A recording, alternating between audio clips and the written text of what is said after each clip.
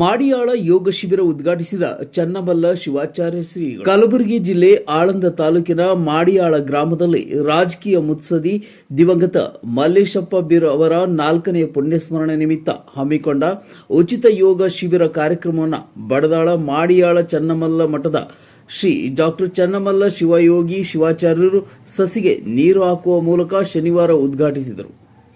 ನಂತರ ಮಾತನಾಡಿದ ಶ್ರೀಗಳು, ಮಾನವ ಇಂದು ಸಾಕಷ್ಟು ರೋಗಿಗಳಿಗೆ ತುತ್ತಾಗುತ್ತಿದ್ದಾನೆ.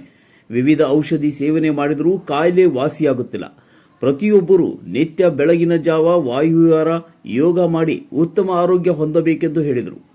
ಅಲ್ಲದೆ ಕ್ರಿಮಿನಾಶಕ ಔಷಧಿಗಳ ಬಳಕೆ ಕಡಿಮೆ ಮಾಡಿ ಸಾವಯವ ಪದ್ಧತಿಯನ್ನು ಅಳವಡಿಸಿಕೊಂಡು ವಿವಿಧ ಧಾನ್ಯಗಳನ್ನು ಬೆಳೆದು ವಿವಿಧ ರೋಗಗಳನ್ನು ಹತೋಟಿಗೆ ತರಬಹುದು ಎಂದು ಹೇಳಿದರು.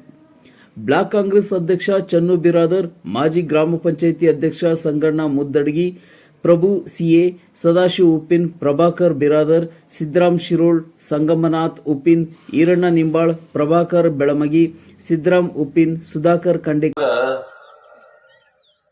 ಊಟ ಮಾಡತಕ್ಕಂಥ ಆಹಾರ ನಮ್ದು ಒಳ್ಳೇದಿಲ್ಲ. ಇವಾಗ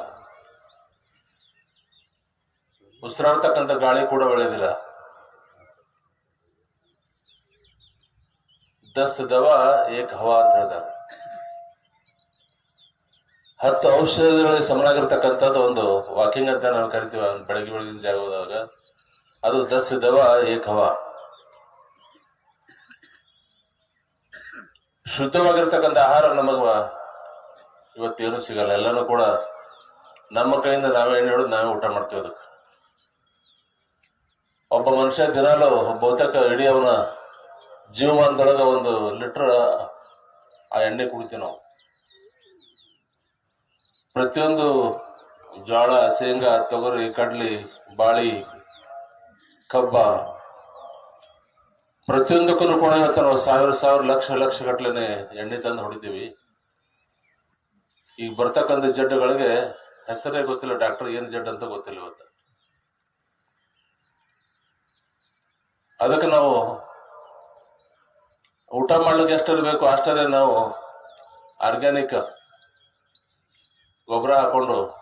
ಪ್ರಕಾಶ್ ಹರಳಯ್ಯ, ಹನುಮಂತ್ ಶಿರೂರ್, ಈರಣ್ಣ ಕೌಲ್ಗಿ ಸೇರಿದಂತೆ ಅನೇಕರು ಯೋಗ ಶಿಬಿರದಲ್ಲಿ ಭಾಗವಹಿಸಿದ್ದರು.